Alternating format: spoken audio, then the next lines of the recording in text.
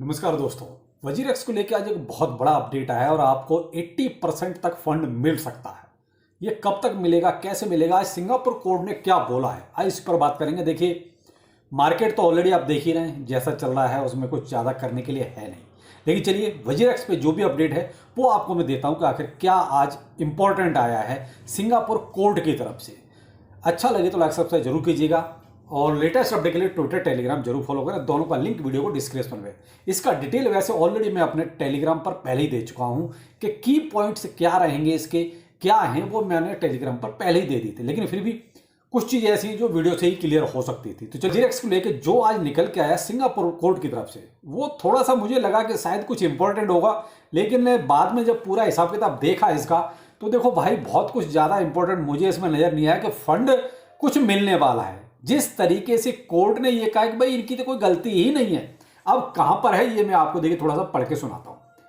The court found that there was no abuse of process and also observe that there was no proper of sufficient evidence presented before the court of wrong doing और misconduct. आप यहीं से समझ सकते हैं कि भाई जो हुआ उसमें प्लेटफॉर्म की कोई गलती नहीं। तो यार इसी से समझ में आ गया कि कोर्ट में तो कुछ अलग ही कहानी चल रही है। तो अब इसमें आगे क्या है, contrary to suggestions made by certain users of the platform that Zettai and orchestrated the cyber attack। तो भाई जो भी जेट्टाई के खिलाफ ये जो कुछ यूजर्स ने ब्लेम गेम या जो भी ऑब्जेक्शन उठाया था, वो उनको कोर्ट एक तरह देखा जाए तो कुछ बहुत सही मानता ही नहीं। कोर्ट ये मानता ही नहीं कि ये जो हुआ वो इसमें कुछ प्लेटफॉर्म की गलती है। तो यहां से एक चीज ये समझ में आ गई, जब ये कुछ ऐसा कोर्ट मानता ही नहीं तो आपको मिलेगा क्या भाई? फिर घूम के बात वहीं आ जाती है कि भाई देगा तो वो अपनी मर्जी से, फिर वजीरेक्स को देना होगा दे देगा। अब यहां जो बात निकल के आ रही वो है 80%, क्योंकि 80% तक फंड मिल सकता है। अब 80% वही होगा जो उस टाइम पे यूएसडीटी फॉर्म में आपका बनता होगा हैक के टाइम पर, ये नहीं कि आज की डेट में जो भी होगा, क्योंकि अभी तक बहुत सी चीजें ऐसी क्लियर नहीं। लेकिन अभी तक जो भी समझ में आ रहा है वो वही है कि शायद वही यूएसडीटी फॉर्म में माना जाएगा हैक के टाइम पर। तो भाई इसमें अब यूजर को क्या होगा, क्या अभी जल्दी मिलने वाला है? वो भी नहीं। यहां पर ये भी देखिए, इन्होंने एक चीज और की है, इनको टाइम दिया बाकायदा एक वोटिंग के लिए, और वो वोटिंग का टाइम रखा है। The court granted a 16 week moratorium to Zettai, यानी 16 वीक 16 हफ्ते। अब 16 हफ्ते का आप ये मान सकते हैं कि अप्रोक्स 4 महीने। अब 4 महीने आज से मान के चलो, या ये कोर्ट का जो यानी एक तरह से देखा जाए तो वही आपका अप्रैल या मिड मई के आसपास बनता है, जाके 4 हफ्ते कर देखा जाए। क्योंकि यहां से अगर चलते हैं तो भाई एक तरह देखा जाए तो जनवरी का महीना तो आपका गया ही है। चलो अगर 15 तारीख से भी मान लो तो भी आपके भाई मिड मई तक जाता है, यानी आधे मई तक जाता है। 4 हफ्ते का मतलब तो यही हुआ। उन्होंने मांगा था कि हमें देखिए जो वोटिंग का प्रोसेस है और इसमें जो भी शेयर होल्डर्स हैं उन सबके साथ सारा सेटलमेंट बिठाने के लिए हमें टाइम चाहिए।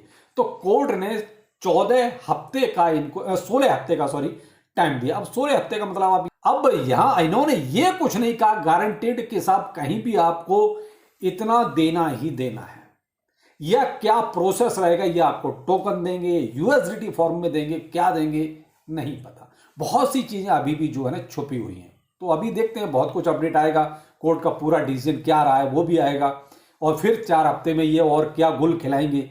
क्योंकि ये तो गुल खिला ही नहीं, आप देख रहे हैं फंड बीच बीच में निकाल लेते हैं। अभी भी बीच में निकाला इन्होंने फंड, जो दूसरे लोगों का मुंह बंद करने के लिए, कि जो इन पर उल्टा केस कर सकते थे। कुल मिला के यूजर का कुछ हिसाब किताब कहीं बहुत ज्यादा अच्छा नजर नहीं आ रहा। अब 80% में भी भाई ये अभी बोल ही तो रहे हैं, क्या पता है, कहीं कहीं आर्टिकल मैंने ये भी देखा है 65% से लेकर 80%। तो अभी वो भी बहुत सी चीजें कहीं ना कहीं छुपी हुई हैं। तो भाई देखो, फिलहाल मैं तो यही कहूंगा कि जो भी आ रहा है ठीक है भाई। सिंगापुर कोर्ट से इस हिसाब से तो मुझे नहीं लगता कि बहुत ज़्यादा उम्मीद करनी चाहिए। जैसे कह रहे हैं भाई उसकी कोई गलती नहीं है। अब भाई गलती किसकी? यूजर की गलती है। तो यहां तो फिर वही हो गया कि यूजर ही गलत है जो वजीरेक्स को यूज कर रहा था। भाई अगर कोर्ट उनको गलती मानता ही नहीं तो फिर गलती है तो यूजर की हुई। हम तो ये कहते हैं कि यूजर ने खामखा वजीरेक्स को यूज किया और अपनी जमा पूंजी खामखा जो है पूरी गवा दी। तो यहां देखो भाई, अब जो भी है उनके हाथ में है, अपने हाथ में कुछ भी नहीं है। जो अपडेट आता रहेगा हम आपको देते रहेंगे। लेकिन अभी भी आप ये मान के चलें कि आपको अप्रैल से पहले कोई उम्मीद नजर नहीं आ रही। लेकिन ये है कि भाई चलो जो मिल जाए वो अच्छा है, कम से कम आगे के बारे में कुछ किया जाए। मार्केट भी अभी थोड़ा सा स्लो ही है। अगर मान लीजिए मार्केट आपका थोड़ा सा मार्च अप्रैल से एक अच्छा मोमेंटम बनाता है तो उसी का फ़ायदा मिल जाए। जो भी मैं तो कहता हूँ 60 दें, 65 दें, 80 दें, जो देना है ये दे दबा दें, कम से कम ये झंझट खत्म हो। लेकिन यहाँ एक चीज़ तो ये साबित हो गई कि इंडियन एक्सचेंजों का भरोसा कुछ नहीं है। बिट BNS है, उस पर कौन सी ऐसी गाजगिरी हुई है। 1 साल से, 1.5 साल से, 2 साल से लोगों का फंड रोक के बैठा हुआ है, उसका क्या होगा? कुछ नहीं हो सकता।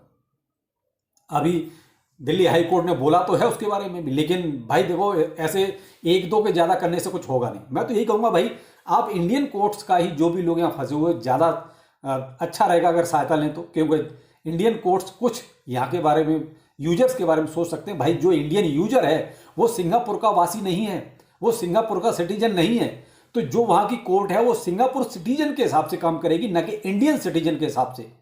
अब वहाँ जो कंपनियां रजिस्टर्ड हैं तो वो उन कंपनियों के हिसाब से वो डिसीजन देखेंगे। अगर यहाँ पर यही मान लीजिए, यहाँ पर इंडिया में अगर ये चीज़ होता तो उल्टा होता। यहाँ कम से कम इंडियन यूजर के फेवर में कुछ ना कुछ थोड़ा बहुत देखा जाता। अब क्या है कि वहाँ इंडियन सिटीजन सिंगापुर सिटीजन नहीं है। अब यहाँ जो मोस्टली, मैं तो 100% जो यूजर है वजीरेक्स का, वो तो इंडियन सिटीजन था। केस सिंगापुर में, तो सिंगापुर में तो सिटीजन है ही नहीं, तो क्या करेगा फिर? तो वहाँ की जो कंपनी है उसी के फेवर में बोलेगा। तो वही चीज़ तो मैंने आपको पहले ही पढ़ के सुना दी कि कोर्ट तो मानता ही नहीं कि भाई प्लेटफॉर्म की कोई गलती है या जेट्टाई की कोई गलती है। तो यहाँ ये बात साबित हो गई कि भाई देखो, सिंगापुर कोर्ट से भी आप बहुत बढ़िया वो उम्मीद मत रखना इस हिसाब से। जो आज का थोड़ा सा अभी कुछ चीज़ें निकल के आई हैं बाहर, अभी बहुत सारा पूरा मटेरियल आना बाकी है, लेकिन जितना निकला है उसमें तो यही लग रहा है कि कोर्ट से भी वहाँ के कोई उम्मीद नहीं है। बेहतर होगा कि आप इंडियन कोर्ट्स का ही रुख करें, ज़्यादा अच्छा रहेगा। यहाँ कुछ थोड़ा बहुत तो उम्मीद बन सकती है।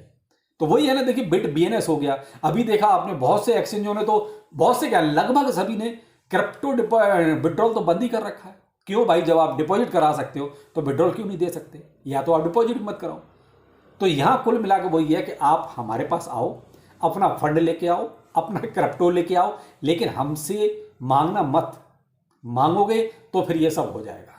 मांगो मत, आप एक्सचेंजों को जाके दे दो बस। तो ये कुछ कहानी है सभी की, चाहे वो बिट BNS हो चाहे वजीरेक्स को, सबका एक जैसा हाल है। जब तक ये क्रिप्टो विड्रॉल नहीं देंगे तब देखिए इंडियन एक्सचेंजों का कुछ होना जाना नहीं है। चलो वेट करते हैं वजीरेक्स का कि आखिर ये क्या देता है। अच्छी खबर सिंगापुर कोर्ट से नहीं है इंडियन यूजर के लिए, क्योंकि वो मुझे लगता है कि वही के सिटीजन के हिसाब से ही काम कर रहा है कि भाई यहाँ का सिटीजन सिंगापुर का सिटीजन नहीं है।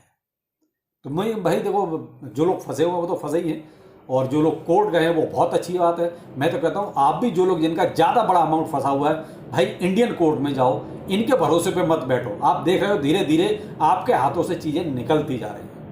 अब भाई जिसका 2-4-5 हज़ार है वो क्या जाएगा कोर्ट, लेकिन किसी का मोटा अमाउंट है तो मैं आपको यही सजेस्ट करूँगा कि आप इंडियन कोर्ट का सहारा लें, बजाय सिंगापुर कोर्ट के भरोसे पर बैठें। चलो फिर मिलते हैं किसी ने अपडेट का। जो भी अपडेट होगा आपको ट्विटर टेलीग्राम पर जरूर देंगे, तो उसको आप जरूर ज्वाइन करें। नमस्कार।